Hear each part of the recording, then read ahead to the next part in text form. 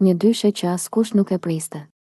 Bleona Qereti dhe Bes Kallaku kanë surprizuar ndjekësit e tyre në rrjetet sociale, duke u shfaqur krah njëri tjetrit në një moment mjaft festiv dhe domethënës. Të dy artistët kanë ndarë një foto ku shihen duke ndezur qirinj për festën e Krishtlindjeve, duke përcjellë një atmosferë plot paqe dhe dritë.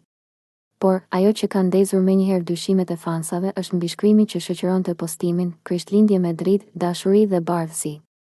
Mirënjohëse për gjithçka që kam dhe për gjithçka që po vjen, shkruan Bleona, duke lënë të kuptohet se diçka e re është rrugës. Pyetja që po qarkullon kudo është, çfarë i bëri bashkë dy artistët?